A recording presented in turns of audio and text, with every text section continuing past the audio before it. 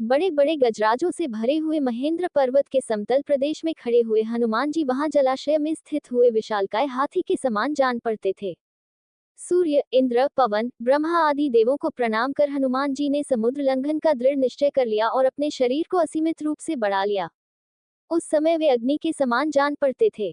उन्होंने अपने साथी वानरों से कहा, हे मित्रों, जैसे श्री रामचंद्र जी का छोड़ा हुआ बाण वायुवेग से चलता है, वैसे ही तीव्र गति से मैं लंका में जाऊंगा और वहां पहुंचकर सीता जी की खोज करूंगा।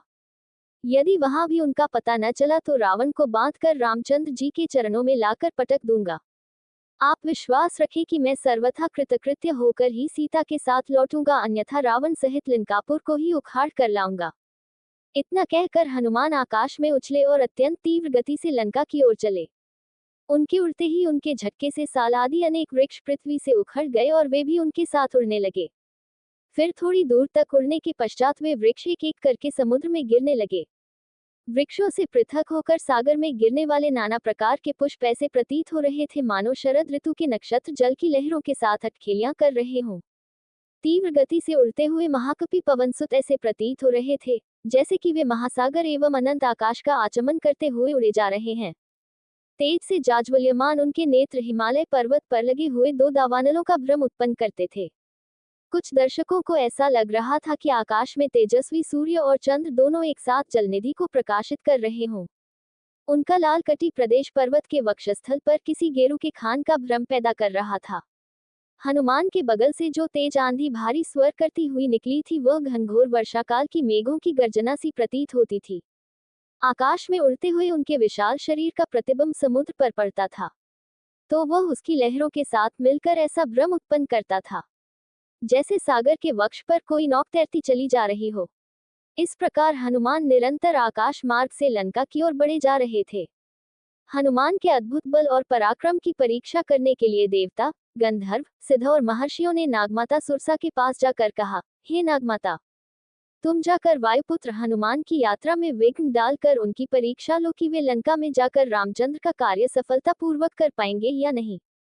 ऋषियों के मर्म को समझकर सुरसा विशालकाय राक्षसनी का रूप धारण करके समुद्र के मध्य में जाकर खड़ी हो गई और उसने अपने रूप को अत्यंत विकृत बना लिया।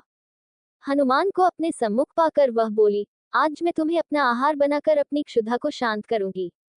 मैं चाहती हूँ तुम स्वयं मेरे मुख में प्रवेश करो ताकि मुझे तुम्हें खाने के लिए प्रयत्न न करना पड़े।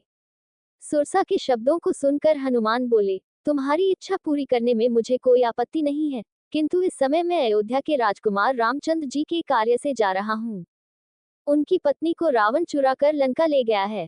मैं उनकी खोज करने के लिए जा रहा हूँ। तुम भी राम के राज्य में रहती हो, इसलिए इस कार्य में मेरी सहायता करना तुम्हारा कर्तव्य है। लंका से मैं जब अपना कार्य सिद्ध करके लौटूंगा तब अवश्य तुम्हारे मुख में प्रवेश करूंगा। यह मैं तुम्हें वचन देता हूँ। हनुमान की प्रतिज्ञा पर ध्यान न देते हुए सुरसा बोली, जब तक तुम मेरे मुख में प्रवेश न करोगे मैं तुम्हारे मार्ग से नहीं हटूंगी। ये सुनकर हनुमान बोले, अच्छा, तुम अपने मुख को अधिक से अधिक खोलकर मुझे निगल लो, मैं तुम्हारे मुख में प्रवेश करने को तैयार हूँ।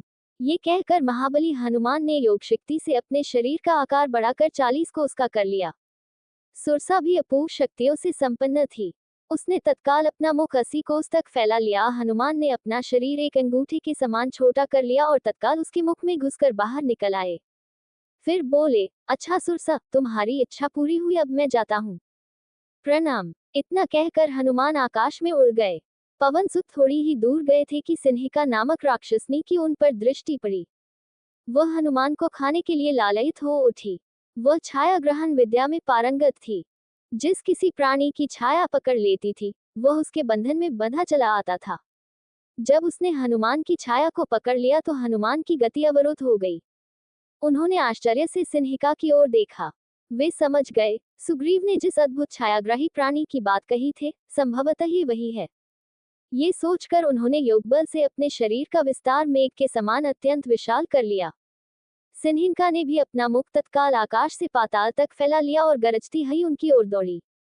ये देखकर हनुमान अत्यंत लघु रूप धारण करके उसके मुख में जा गिरे और अपने तीक्ष्ण नाखूनों से उसके मर्मस्थलों को फाड़ डाला। इसके पश्चात बड़ी फुर्ती से बाहर निकलकर आकाश की ओर उड़ चले। राक्षसनी क्षत विक्षत होकर समुद्र में गिर पड़ी और मर गई। 400 योजन अलंघनीय समुद्र को लांघ कर महाबली हनुमान जी त्रिकूट नामक पर्वत के शिखर पर स्वस्थ भाव से खड़े हो गए। कपिश्रेष्ठ ने वहां सरल चीड़ कनेर, खिले हुए खजूर, प्रियाल, चिरौंजी, मुचुलिंद, जंबीरी, नींबू, कुटज, केतक, केवड़े, सुगंधपूर्ण प्रियंगु, पिप्पली, नीप, कदम्ब या अशोक, चितवन, असन, कोविदार तथा खिले हुए करवीर भी देखे। फूलों के भार से लदे हुए तथा मुकुलित अधखिले बहुत से वृक्ष भी उन्हें दृष्टिगोचर हुए, जिनकी डालियां झूम रही थीं और जिन पर नाना प्रकार के पक्षी कलरव कर रहे थे।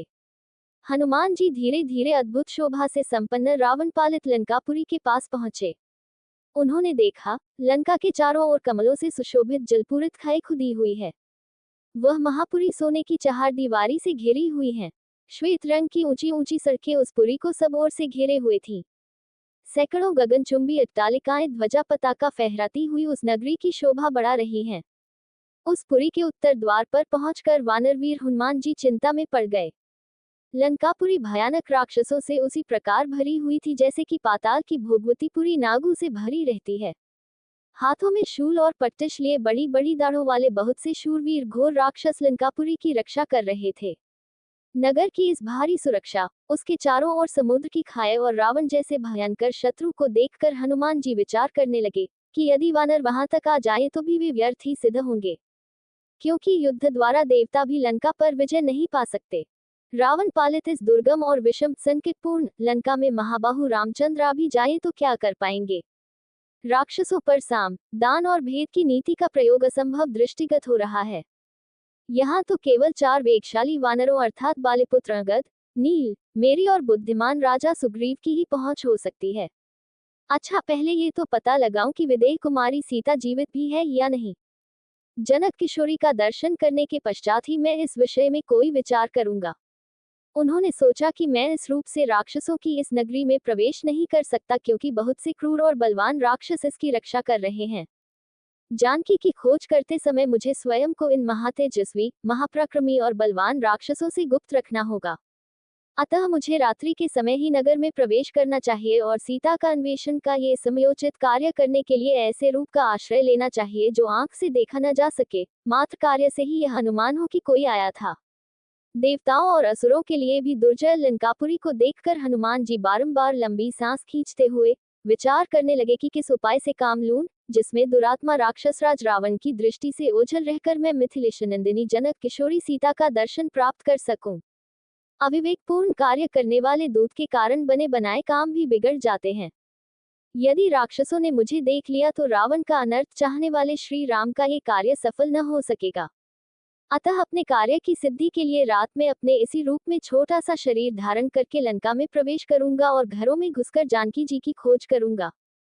ऐसा निश्चय करके वीर वानर हनुमान सूर्यास्त की प्रतीक्षा करने लगे। सूर्यास्त हो जाने पर रात के समय उन्होंने अपने शरीर को छोटा बना लिया और उछलकर उस रमणीय लंकापुरी में प्रवेश कर गए। इस प्रकार से सुग्रीव का हित करने वाले कपिराज हनुमान जी ने लंकापुरी में प्रवेश कर मानव शत्रुओं के सिर पर अपना बायां पैर रख दिया।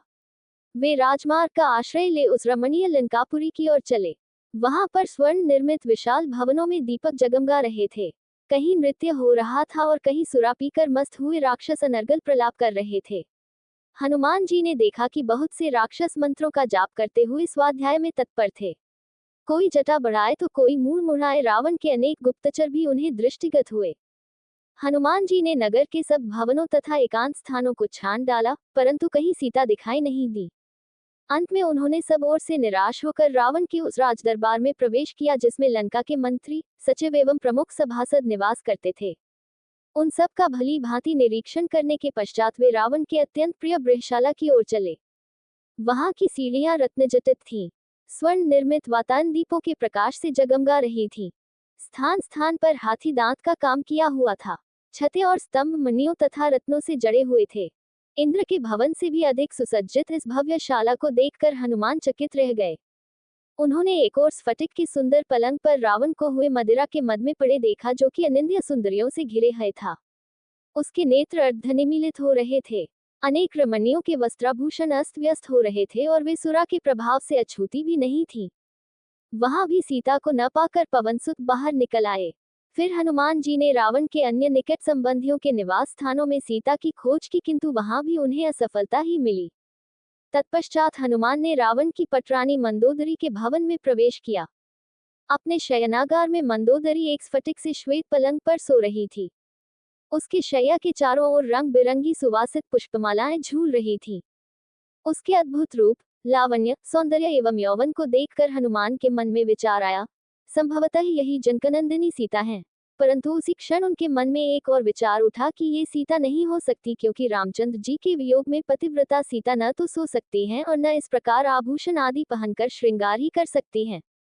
अतएव ये स्त्री अनुपम लावण्यमयी होते हुए भी सीता कदापि नहीं है। ये सोचकर वे उदास हो गए और मंदोदरी के कक्ष से बाहर निकल आए। अकस्मात वे सोचने लगे कि आज मैंने पराई स्त्रियों को अस्त व्यस्त वेश में सोते हुए देखकर भारी पाप किया है। वे इस पर पश्चाताप करने लगे। फिर यह विचार कर उन्होंने अपने मन को शांति दी कि उन्हें देखकर मेरे मन में कोई विकार उत्पन्न नहीं हुआ, इसलिए यह पाप नहीं है।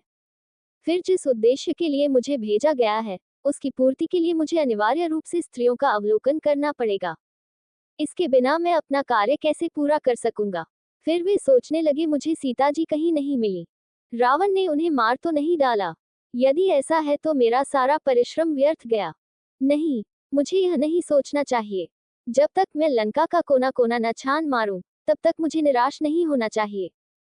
ये सोचकर अब उन्होंने ऐसे ऐसे स्थानों की खोज आरंभ की, जहां तनिक भी असावधानी उन्हें यमलोक तक पहुंचा सकती थी। उन स्थानों में उन्होंने रावण द्वारा हरी गई अनुपम सुंदर नागकन्याओं एवं किन्नरियों को भी देखा, परंतु सीता कहीं नहीं मिली।